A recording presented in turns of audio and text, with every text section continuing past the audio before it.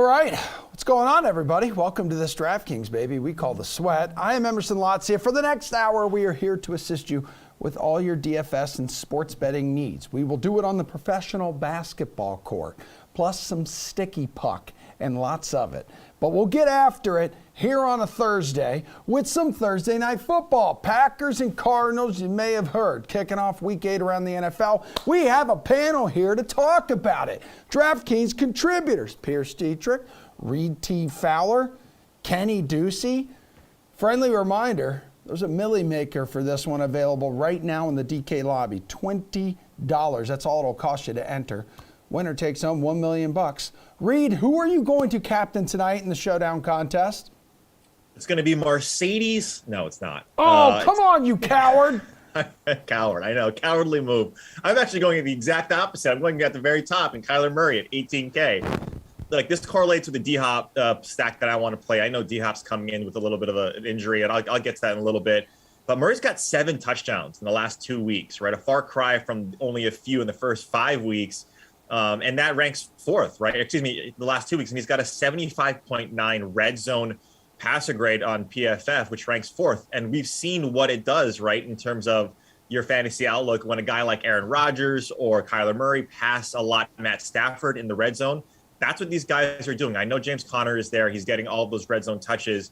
But Kyler Murray, and especially Green Bay's pass defense in the red zone, it's right in the middle. I think he can do really, really well here. I think he can potentially rush for one. He hasn't yet, or excuse me, he hasn't done it much, as much as he was last year. But Kyler Murray at 18K at the very top, I think he's playing at an MVP level like he was in the first 4 or 5 weeks. Yeah, I don't think he's had a rushing touchdown since week 3, but getting plenty of damage done with his arm. Kenny, how about you, dude? You got someone who's cheaper?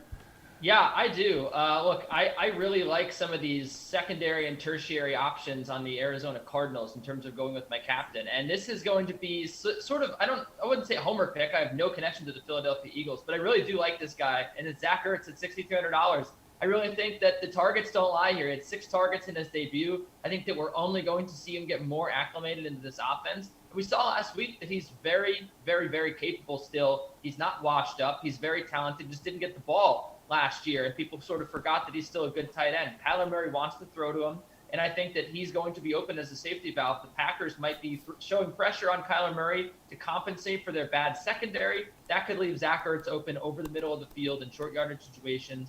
I think that he's going to be a pretty integral part of this offense, but the bigger thing is, like Reed, I do like Kyler Murray here. I have a little bit of interest in DeAndre Hopkins and some of these other Cardinals offensive weapons because you want to go against the worst defense here. So I want to save a little bit of money. I have to save a little bit of money at captain. I can't afford to pay for Kyler Murray. So I'm actually going to pay for Zach Ertz at $9,300. Pretty good price. All right, Pierce, you got someone with a pretty good price? No, I don't.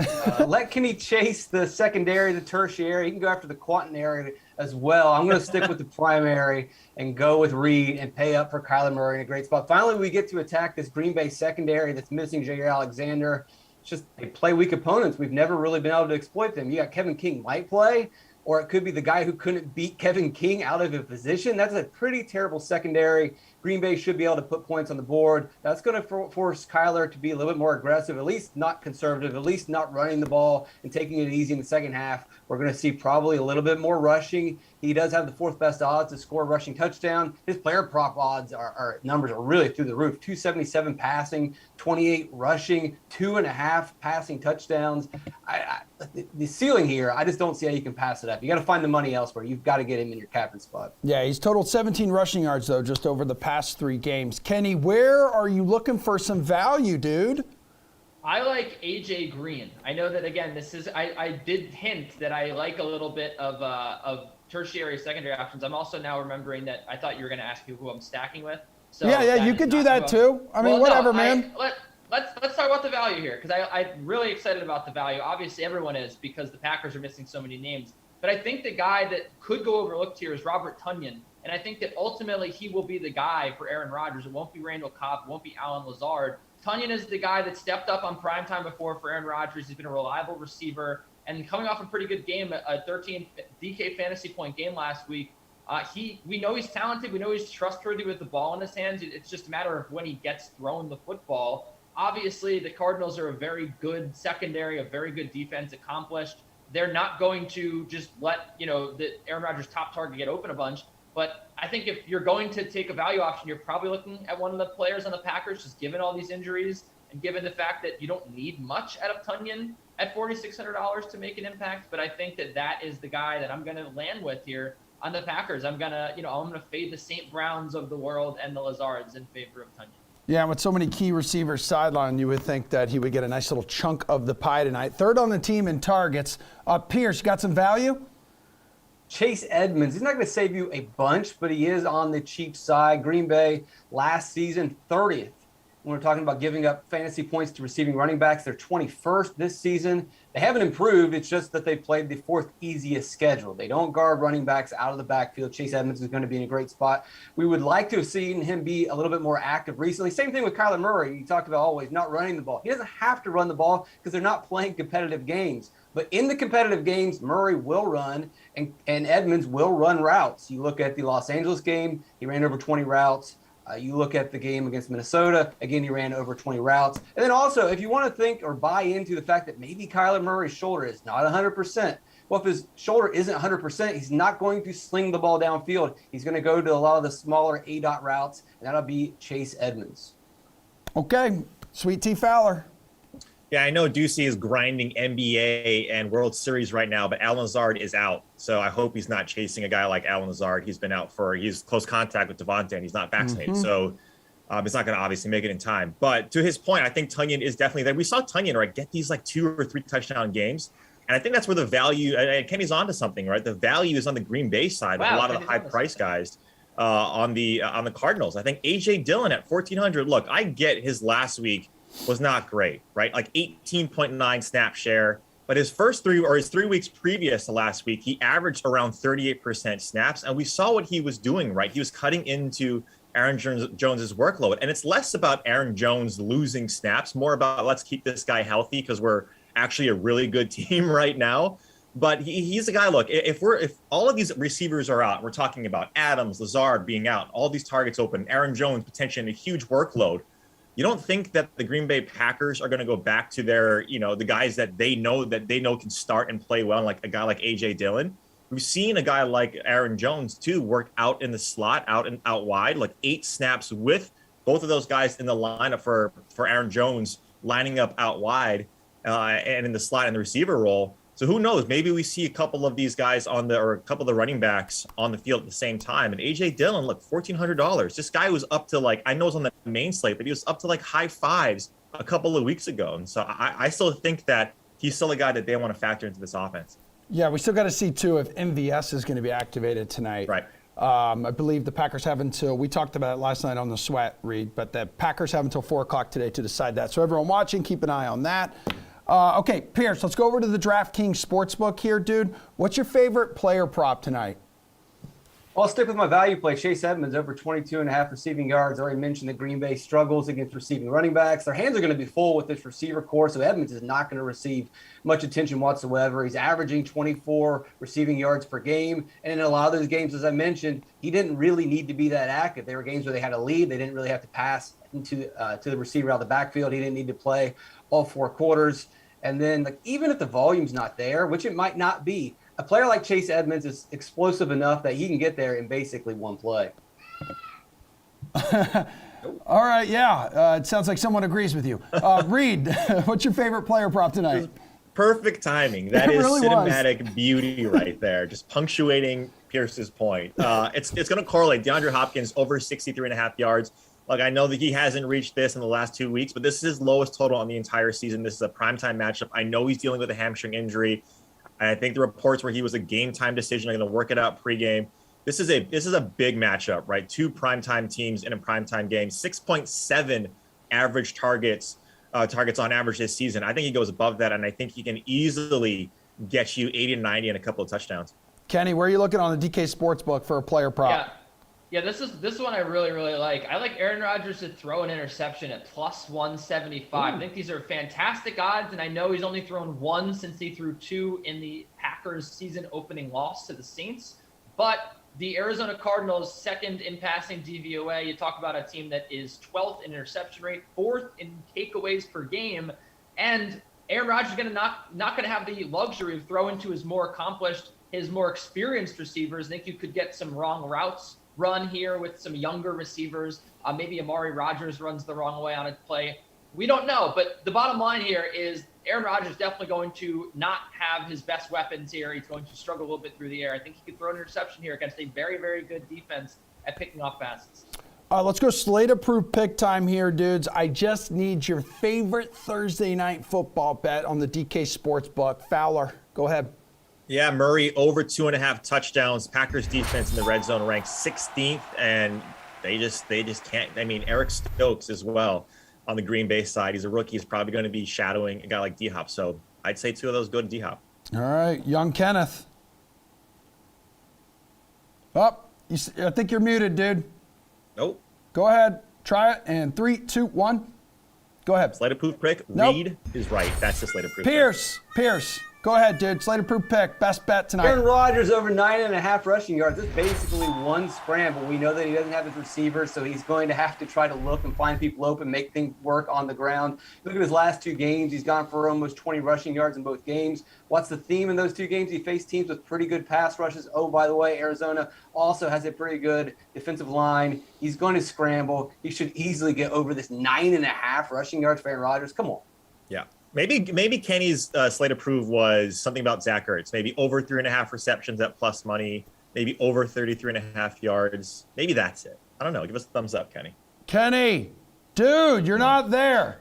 All right, well, don't forget what I tweeted you. Julian should be here soon, and after the show, we are going to call you because you and Julian will be fighting about Zach Wilson and if he's good or if he's going to be a bust. It's going to be exciting stuff. Also, I found an interesting fact earlier. The Packers have not beaten a team 7-0 or better since 1934. Isn't that interesting? I found that super interesting. 1934 was a long time ago. I think your sweater is interesting, by the way. Oh, well, that's because you have the same one, don't you, pal? That's right. Okay, tweet out a picture of you wearing it, and I'll do the same. Later, guys. Enjoy the rest of your Thirsty Thursday. We will discuss who the top plays are on tonight's 9-game NHL slate right after Adam Koppen and Julian Edlow, speak of the devil, hooks us up with their Larceny Bourbon Steals of the Week for Thursday Night Football. What's up? This is the Steals of the Week presented by Larceny Bourbon, Adam Kaufman, Julian Edlow, and we are here to take a look at this is a great Thursday night football game. I'm obsessed with this game. You got Kyler Murray, the undefeated Arizona Cardinals, 7-0 right now. Aaron Rodgers defending MVP, 6-1 Packers. Let's start with Arizona, of course, coming off of what for most people has been the case this year. Most teams, an easy win over the Texans. How about a steal of the week on that side? Yeah, the Arizona side is a little tougher given Green Bay's situation this week. But Christian Kirk, everybody wants to talk about DeAndre Hopkins, Kyler Murray, so many weapons in that offense, AJ Green getting involved. Christian Kirk has still been really solid, maybe an off-the-radar guy, not getting enough attention even by opposing defenses that I think can have a pretty good game on this short week. So as you noted, Green Bay, it's a little trickier, I guess. Rolled in Week 7, defeated Washington, couple of touchdowns.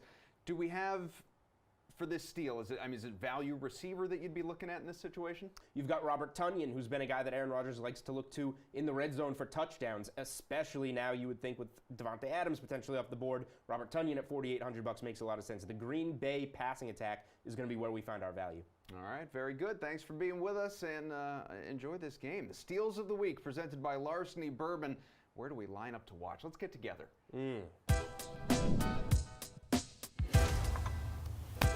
We've got 9 games on the NHL slate tonight. A lot to choose from when you're building a lineup, but not just any lineup. How about a money-making lineup here, people? We have analysts here to steer you in the right direction. RotoWire's AJ Scholes, Paul Bruno, and new to the program, first-timer Rob Reese, host of the NHL Fantasy on Ice podcast for NHL Studios. Thanks for joining us, Rob. We appreciate it, dude. Your boy Pete Jensen, he crushed it the other day, so now we're asking you to do the same here with us. Let's go ahead and talk DFS plays, top ones for tonight. Rob, start us out. Who is your favorite play at center? All right, favorite play at center. This one's easy for me. It's Logan Couture of the San Jose Sharks tonight. He's got a point in each of his first 6 games so far, and I would go as so far to say stack him alongside Timo Meier on the wing, who has 27 shots on goal in just 6 games. They've got a very, very favorable matchup against the Montreal Canadiens, who sadly rank last in goals for per game right now. All right, Paul, Rob says it's an easy choice for him. Is your guy at center an easy choice for you? Well, first of all, who's sad about Montreal's poor start? Not me. In terms of the pivots, though, when it comes to identifying Lightning forwards who are performing at a high level at the start of the season, Steven Stamkos at the head of the class for me. 10 points in 7 games for the Tampa captain. I also like his matchup against a lower echelon club for Arizona that looks as bad as I thought they would, limping into the Sunshine State with an 0-5-1 mark. They will limp out the same way after another beatdown that'll feature another productive effort from the Tampa captain, who looks like the best bet for me among premium options at center. He'll cost you $7,900. If you want to save $800 from him, the other option I like in this range is Elias Lindholm of the Flames, priced at $7,100 and entering play with 7 goals and 1 helper through 6 starts. He's assumed the number 1 role at center. It's a pretty plum assignment when you get to between Gaudreau and Tkachuk, and he'll face a Pittsburgh club that's thin at center, even if Sidney Crosby finally makes his season debut. Shots fired, AJ. Ooh, AJ, go ahead, dude. Well, hey, Paul's right. Today's the day, guys. I'm feeling it. No confirmation from the team yet, but I think Crosby is going to play today by all accounts of everything I'm seeing. Again, no confirmation on that. I don't want people hitting me up on Twitter saying I said it was a sure thing. But I've got my Crosby jersey queued up to put on as soon as this wraps up. And for some insane reason, he's 5,700 on DraftKings tonight. Sure, he might have some rust to shake off, but we're talking about a first-line center that'll be on the number 1 power play for under $6K. How can you say no to that? Paul mentioned the good side of the Flames. Well, the Flames power or penalty kill rather is currently sitting at just 79%, pretty far down the list here. And I think targeting the opposition power play is the way to go in this one. So I've got Sid the Kid at 5,700 in the lineup tonight. Yeah, and he was the first player on the ice for the Penguins' optional morning skate today after doing some individual work beforehand. So again, positive signs. Moving in the right direction here, AJ. Take us to the wings and things department here. Who can bring some value to the table, Paul? I like the Jets' top 2 lines as much as any in the league, folks. When you talk about overall depth and quality in particular, they even have some good options below that among their lower depth scorers. Some of them pressed into play because of COVID issues on the club. I like Paul Stastny, priced at $4,300 tonight. He's moved from center to wing in that mix and been a consistent offensive producer with 6 points over the first 6 games. He's also featured on their potent power play right now, and I like his matchup against an LA defense that will struggle without their leader, Drew Doughty, who is on the IR with a knee injury. That group is also missing another big minute eater in Sean Walker. I see a points night probability for the visitors tonight, in fact. With the injury to Kucherov, Anthony Cirelli has moved up to the right wing top line spot on the Tampa Lightning roster alongside Braden Point and Alex Killorn. That's a plum assignment for a guy who is best known as a responsible defensive forward. However, his offensive game is coming around too, and that's why he's moved up into this great spot in the lineup. I mentioned that I like the mismatch against the Coyotes. He should be a part of a potential Tampa stack for only $3,500. AJ, hook me up with some value at wing.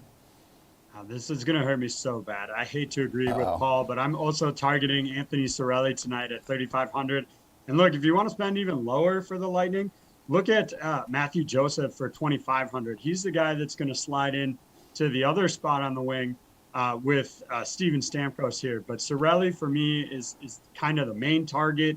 He gets to play with, Killorn and Point. He's on the number 1 power play. And he's going up against the league's worst penalty kill in Arizona, which has allowed 9 goals on 14 shots. And not to mention, just confirmed this morning, Ivan Prosvitov. Some of you probably have never heard of this guy before. And I had to say who, when I saw this, is going to start for them tonight. He's got 3 games of NHL experience and is sporting a .824 save percentage in that outing. I think the Lightning are going to eat this kid alive tonight and are going to just rack up points, get as many of these guys as you can.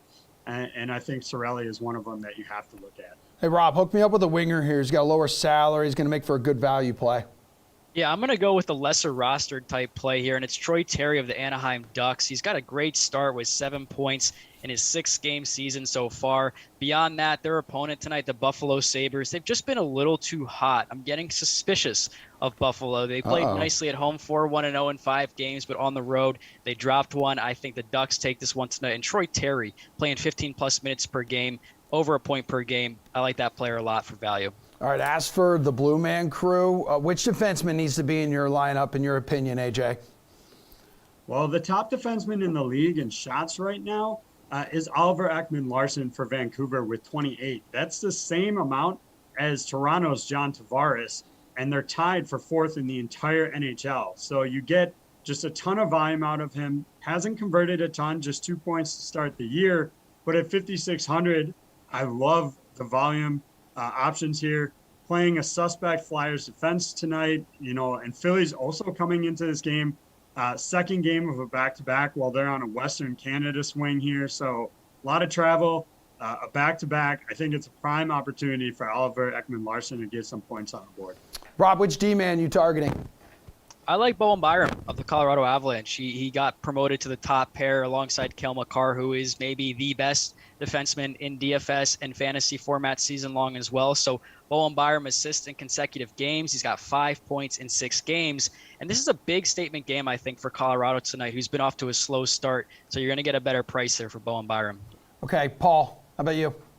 You know what? AJ and I are all over the Tampa stack, and I'm not even going to shy away from the top of the board in terms of the price list here tonight.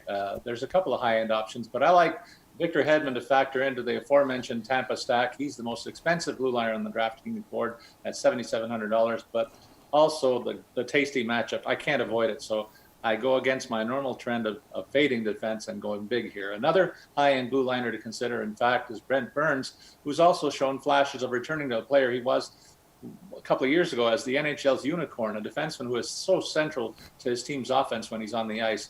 He gets a great home matchup against the disheveled Montreal club. They don't have an answer for him, and that'll cost you $6,400. If you want to go for value on the blue line, go back to Tampa for Ryan McDonagh, priced at only $3,100, but averaging almost 11 DraftKings points per game. That's based on over 2 shots and 2 blocks per outing, and he has 4 points in 7 games, giving you value across the board. Rob, between the pipes, I'm not sure how many goalies are confirmed up to this point, but which one are you leaning towards on this Thursday slate, or maybe a matchup you like? All right, I'll give you one that is confirmed. It's Eric Comrie of the Winnipeg Jets. I know the panel likes the Jets tonight against LA. I hate to pile on the Kings right now, but without Drew Doughty in the lineup, that is a massive, massive blow for them. Sean Walker on the blue line as well out. They're going to have a tough time, I think, moving the puck tonight. Eric Comrie, yes, it's his first start of the NHL season, but Winnipeg really coming into their own. They've overcome a myriad of injuries and COVID problems thus far. I like what that team has going on, and I think Comrie's going to deliver really good value. All right, Paul, give me a guy in the crease here. Find out who's playing against Montreal tonight. That's the pick. I'll give it to you quick. Love it. AJ, bring us home. Well, first, I got to break the bad news. I'm heartbroken here. Mike Sullivan just said that Sidney Crosby is not playing tonight. What? So even though he was first on the ice? Just went out the window for me. That's ridiculous.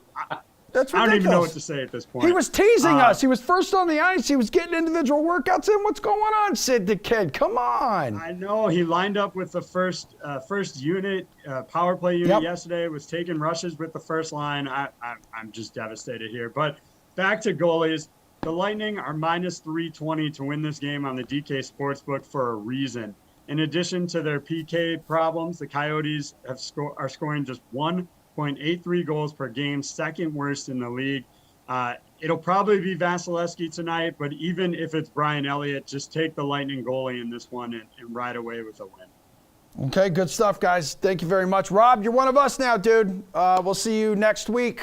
And for all of you at home who don't want to wait until next week for more Rob, you can listen to him and Pete Jensen on the NHL Fantasy on Ice podcast. So they cover daily fantasy as well as all the season-long stuff, betting trends every Monday and Thursday during the NHL season. Check that out wherever you get your podcasts, and you can also take a gander at all the content those two are pumping out by visiting nhl.com/fantasy. And you guys know where to find AJ and Paul over on RotoWire for all of their juicy hockey nuggets. We'll be right back with our NBA panel and who to build your lineups around after this quick break.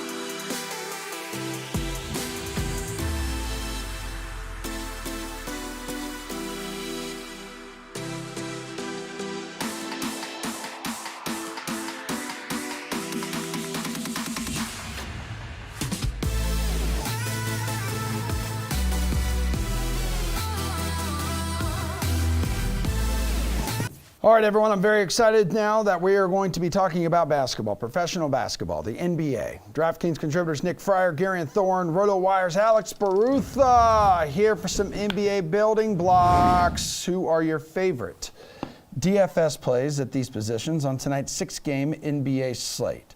Fryer, are you dressed up as somebody currently? Is this what's happening right now with the whole facial hair thing, or what's happening? Well, I would think it would be pretty obvious who I'm dressed up as tonight. I'm not really good at impressions, but I thought that I'm trying to go for Steve Buchanan with this. You know, I'm supposed to be on the show a little later. I mean, I'm pretty sure I got it all right. I feel like a different person. My girlfriend literally said to me, "You need to shave this afterwards because I can't look at you anymore." So oh my God. Why is Bukes not on the segment? Maybe you could stick around just for the top of the next segment and we can get Bukes' live reaction to you dressing up as him. Oh, no, he's here? Please don't tell him and then cut to Steve for an answer, but cut to Nick. Yeah, that's right. Yeah, Steve. So if you don't mind, just a friendly reminder, you are in the next segment. Okay, thank you very much. I'll go ahead and start with you then, Buchanan 2.0. 6-game NBA slate tonight. Who are you building around at guard? Well, I think when you're looking at the more expensive guys, you got to go with Steph Curry in this one. When you look at the pace of that game and how the defensive efficiency of the Grizzlies, how it's worst in the league. But if we're talking about the cheaper guys, which I want to talk about today, I'm going to go with Devin Vassell at 4.2K against the Mavericks. Him and Lonnie Walker are due for more minutes with McDermott out. So I'm going to go with the cheaper, younger option, and they're pretty much averaging the same amount in terms of fantasy production. I know Walker's going to get more assists, but Vassell gets more rebounds. He's going to get you. He's going to have more of a defensive presence as well. He's averaging 2 steals per game. But the biggest thing for me is with McDermott out, you're losing that 3-point shooter. Vassell is shooting better from 3-point range, as much as it's a small sample size. But when push comes to shove, the guy who's shooting better from 3 is going to get McDermott's minutes more so. Barutha, I've missed you, man. How you been? I've been good. How are you? I'm doing great, man. Who's your building block at guard? Trae Young. He's 9,400 against the Wizards. He scored at least 41 DraftKings points in each of his first 4 games with an average of 46 DraftKings points. Washington's defense, it's been better this season. I'm not really sure how much I believe that. I just think his floor is extremely high, and we're talking about someone to start building your lineup around. He's the person I turn to. Yeah, we saw Washington knock off the Celtics last night. Gary Bear, what about you, dude? Yeah, I'll stick in the same tier as Alex and just take John Morant, who's $9,600. Obviously, a lot of people are going to want to get exposure to this particular game tonight. It's got the highest game total by far on this 6-game slate. This matchup between the Warriors and the Grizzlies.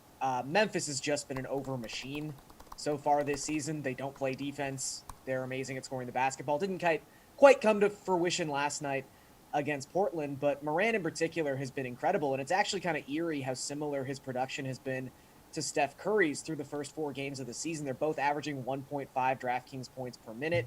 They both have a usage rate hovering around 33%. So I don't want to say you can save money by fading Steph Curry, but you can kind of save money by fading Steph Curry tonight. I think both guys are in a very similar spot.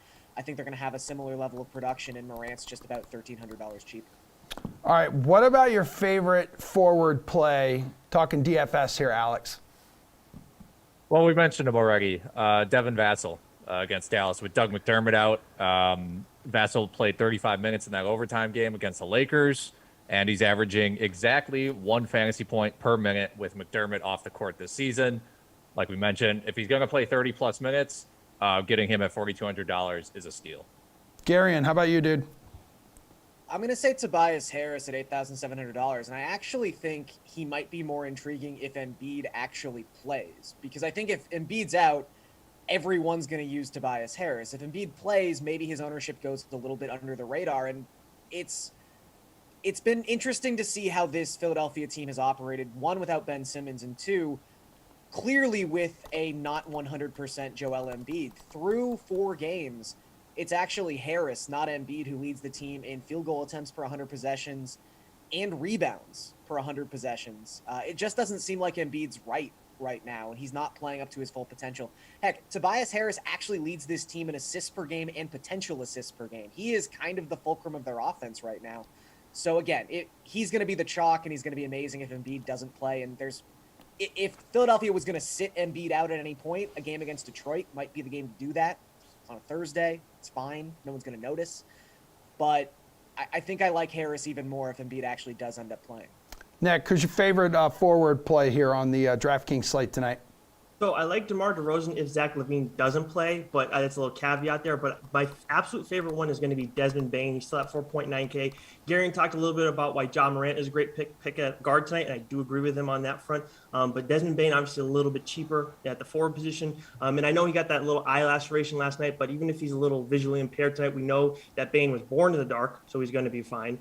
And then he's averaging, 32.4 DK fantasy points per game. Just to kind of look at him versus another forward, John Collins. I know you can fit him in at center as well, and he's power forward versus small forward, but he's only averaging 3.2 more DK fantasy points per game, yet Collins costs 1.2K more. You look at Cam Reddish, too, another guy in a different game, but in the same game as Collins, he's a little bit more expensive, and he's averaging less in terms of fantasy production. Whereas you're looking at this Memphis Golden State game, this is a team that's hitting the over on the regular. There should be a lot of offense in that one, so Bain's going to be a guy who keeps going on the rise tonight. Well, Gary, and how about center? Who's your top play? I think it's got to be Montrezl Harrell at $5,300. We don't really know the status of Daniel Gafford for tonight's contest against the Hawks, but it doesn't seem likely he's going to play on the second night of a back-to-back after suffering that quad injury last night. And we saw Harrell play 38 minutes with Gafford leaving that contest in the second half. He's just been good in general since joining the Wizards. We have seen this version of Harrell before 2 seasons ago. He tends to just be a very good regular season player and fantasy contributor, and he's averaging 1.1 DraftKings points per minute so far this season. I think if Gafford doesn't play, even if Harrell isn't the one who ends up starting, he's probably looking at 30 to 35 minutes tonight. So probably 6-7x value is on the table for Harrell. I think, again, he's going to be someone who's relatively popular, especially if Gafford's ruled out, but that doesn't make him any less appealing. Okay, how about you, Nick?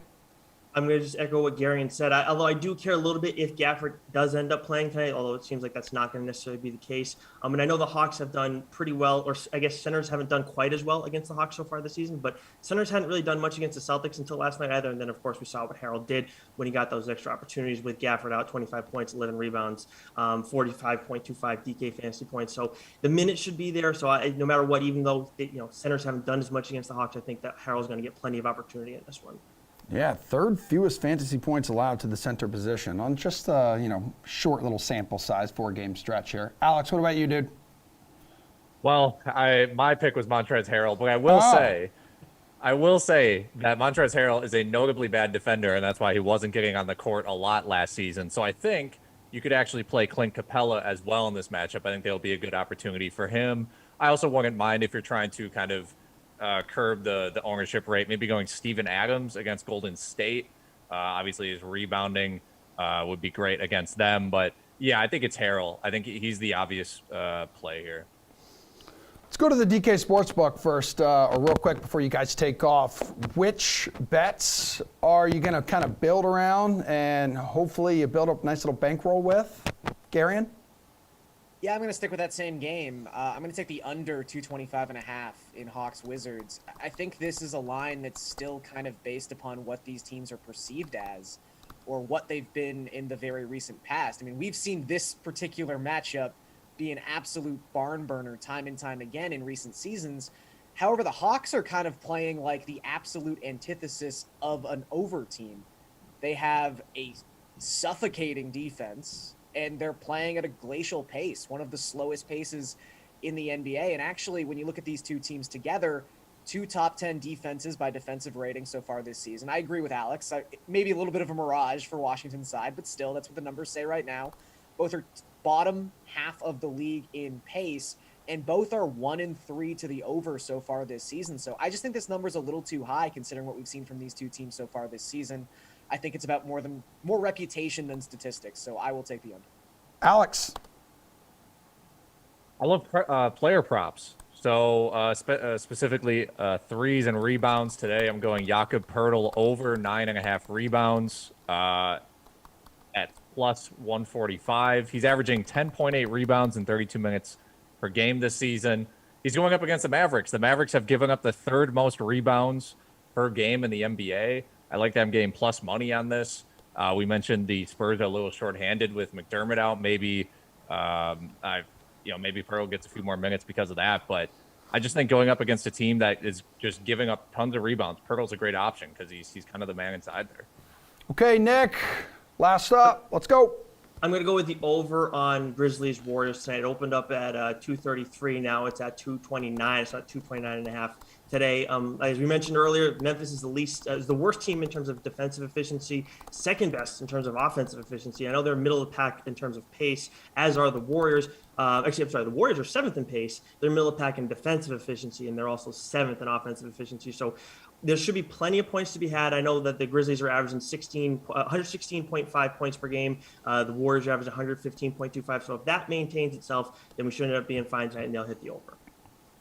Nick, producer Drew thinks you look like Adam Sandler from Uncut Gems as well, which 1,000%, 1,000%. So if you're going to any Halloween parties like this weekend, just don't shave it. Like I told you, my significant other was disgusted by my goatee, so I can't keep this anymore. I don't know how Steve does it year round.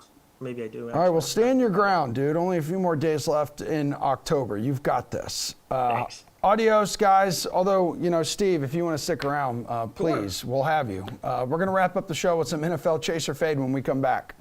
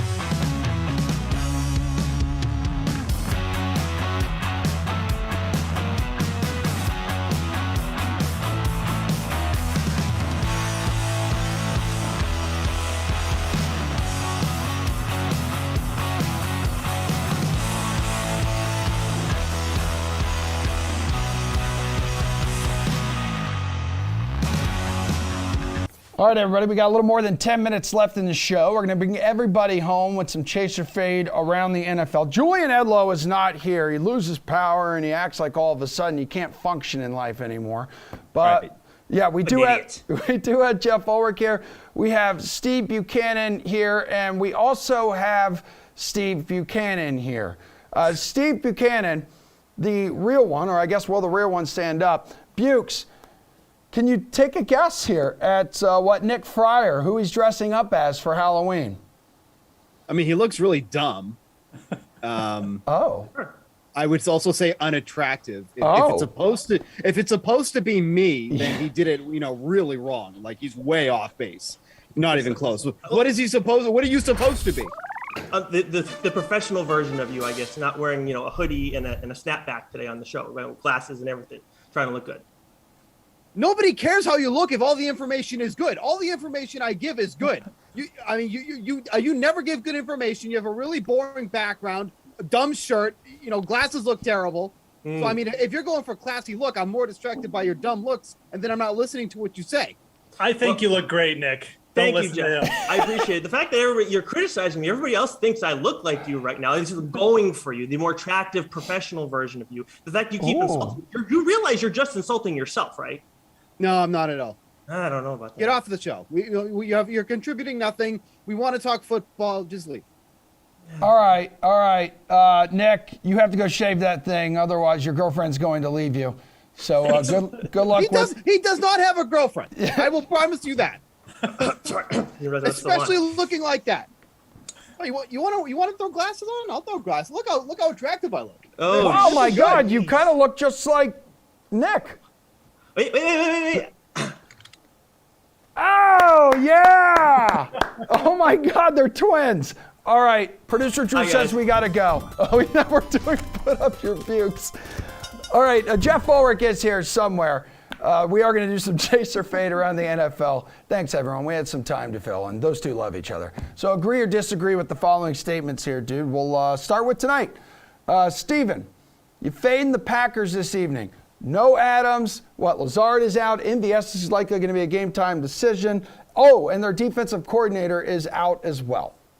Yeah, I mean, if we're talking about fading them from a betting perspective, which is I'm assuming this question is about, sure, yeah, then yeah, absolutely. Like, there's no shot that even as underdogs in this one at +6 that I want to take the Packers at this point. I mean, the Cardinals are just absolutely rolling through teams, and it's not going to end here tonight. Like, even if Davante Adams was healthy, I still don't know if I would be backing the Packers in this spot. But you talk about no Adams, no Lazard, the two of them combined, take up about 40% of the target share that Aaron Rodgers has gone to so far this season. So does that mean they're going to rely upon Aaron Jones more in this game? That's fine for the talent, but the Cardinals have been a good team against the run too. So it's like, where are they going to win? Where are they going to, cover the 6 points in this spot against a Cardinals team who is very fast paced and are going to put up points, like what the Patriots did against the Jets last week. They don't care. Those keep putting the points on the board. So I'm not looking to take the Packers in this spot. I'll happily take the Cardinals, the undefeated Cardinals at -6. I mean, something's going to need to give here, Jeff, between these two teams. We talked about it yesterday on the slate. Cardinals 5-0 ATS in their last 5. Packers 6-0 ATS in their last 6.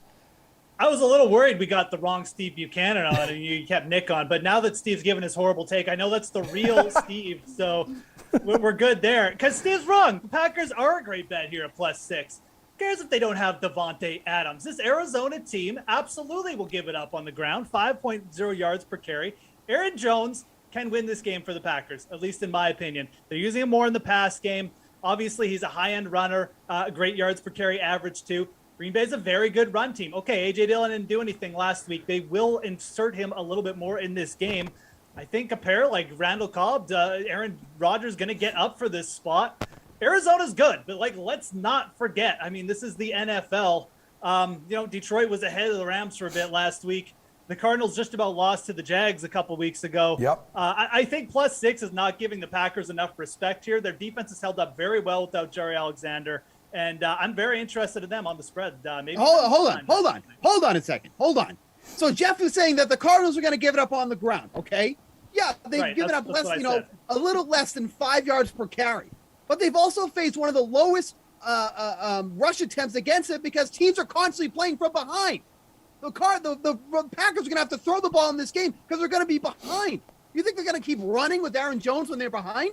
Is that what's going to happen, Jeff? The Packers are going to get Aaron Jones is going to score 3 touchdowns and put them ahead, and they're not going to have to pass the ball, Steve. Oh my God! I mean, Randall Cobb's going to have 20 targets tonight and probably 18 catches. I can't wait.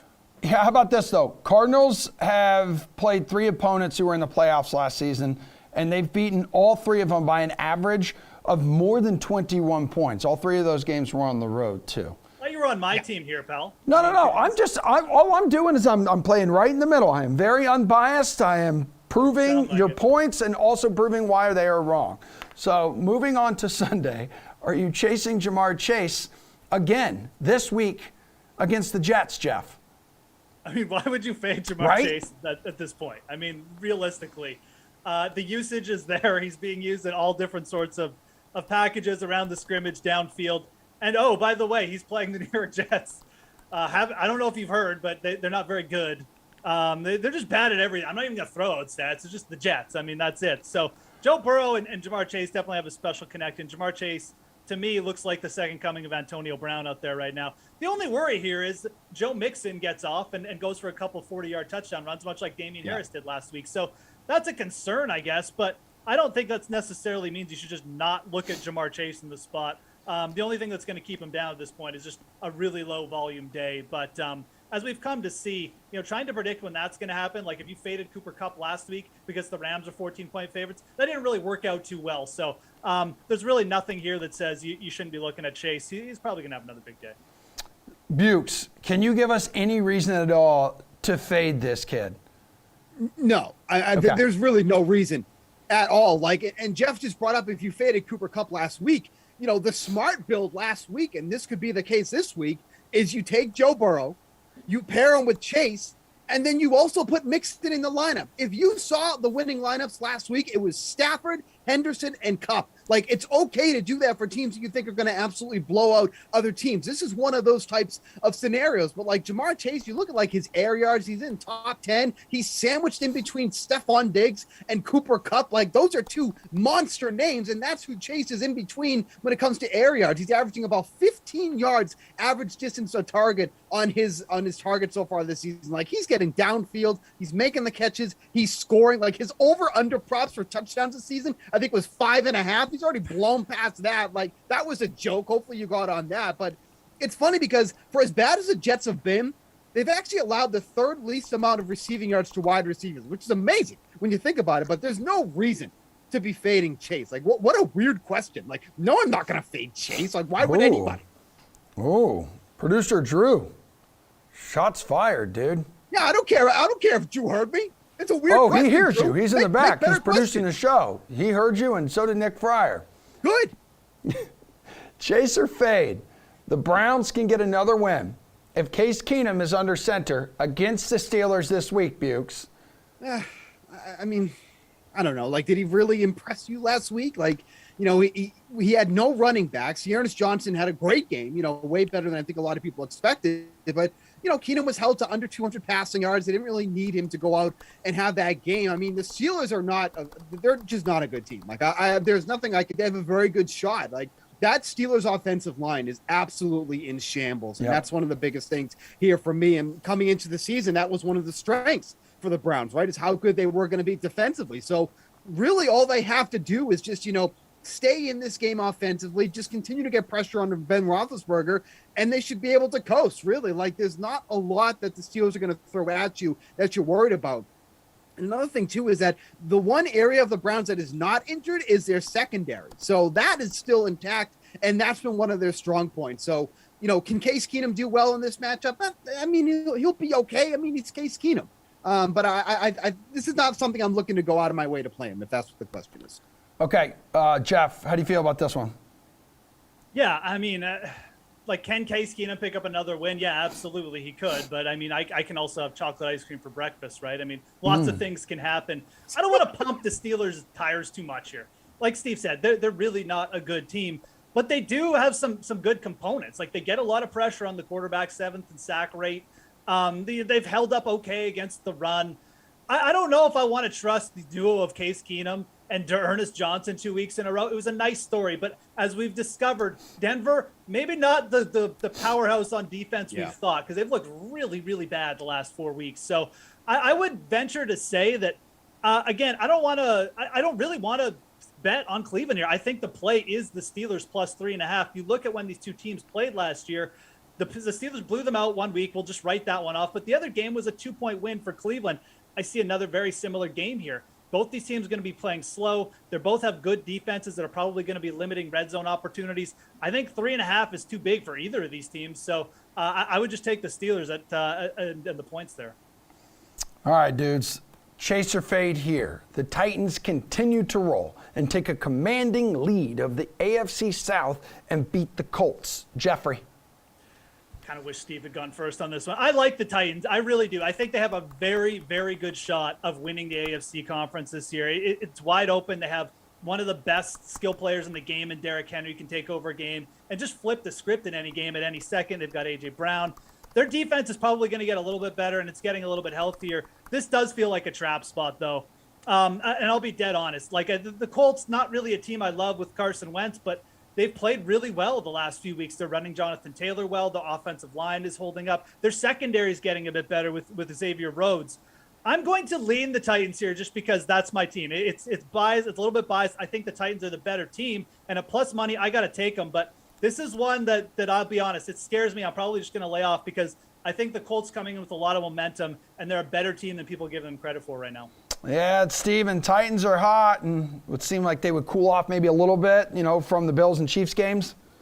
I mean, the thing is, like, if you were to ask me to describe every team in the NFL, I'd probably have a good answer for you, except for the Colts. Like, I can't figure this team out, and I feel like they don't really have like an identity yet either. Like, they're still trying to figure out what kind of team that they are. So that makes me worried about taking a side in this one, right? Because, kind of like Jeff said, like, the Titans, once upon a time, the bar was, how do you perform against the Chiefs? That's not the case this year. Like, if you do well against the Chiefs at this point, it's really par for the course, it feels like. So I don't really take anything away from that. But the game against the Bills, now that was impressive. Like, if you're going to be able to do that to the Bills, then you should be able to beat almost anybody. With that said, I don't know how the Colts are going to attack this game because obviously the weakness for the Titans is their secondary. With that said, the Colts have been really wanting to run with Jonathan Taylor, and I don't know how much success he's going to have against a good Titans run defense. So I'm with Jeff. This game feels like it has trap written all over it. Like, it should be the Titans that you should be on, but the Colts just keep finding these ways to win and stay in games. I don't like that. So when it comes to that, that's just something I'm going to completely ignore. There's a lot of other games on the board I'd rather be looking at. Guys, we got less than 90 seconds left in the show. We'll bring it home with this quickly. Chase or fade, the Saints defense can limit Tom Brady and keep the game total under what is now 50.5 points on the DK Sportsbook, Steve. Stop it. I mean, like, did you see anything impressive from the Saints the other night? Like, come on. Like, the Bears are a good team defensively. They just got absolutely roasted by Tom Brady. You're just not going to stop him. Get out of here, the Saints, please. Jeff? I'll take the more positive approach. I mean, it's not, I don't even know if it's because the Saints are going to be that good. They're just going to muck this game up. Alvin Kamara probably going to be able to move the ball a little bit against the Bucs, really good Bucs defense. And then Jameis Winston, I mean, they're just going to limit his pass attempts. So I think this stays under, but it's not so much they're going to stop Tom Brady. It's just going to be a slow-paced game. All right. What is it? Saints 8th in the NFL, 331.5 yards allowed per game. Okay. Interesting. Guys, good times. Yeah, great. Thanks, Bill. Hey, anything for you. Thank you, everyone, for watching us. So we've got a Madden slate that starts on the Dream Stream with the Chargers and Ravens at noon. If you guys have any more NFL questions, bring them to the slate on YouTube, Twitch, and Twitter, 5 o'clock. Kaufman and Reed will have you then. And then also, if you're in the if you're in the New York area or Connecticut area tonight, there's going to be our show on Fox, Thursday Night Football show. Jesse's going to be here. I think, Bukes, are you on that one tonight? Of course, yeah. I mean, I have power. I'll be there. I think Julian's here, too. I offered him up a tent. He's actually going to be living in my front yard the next 24 hours in a tent. Pray for Julian.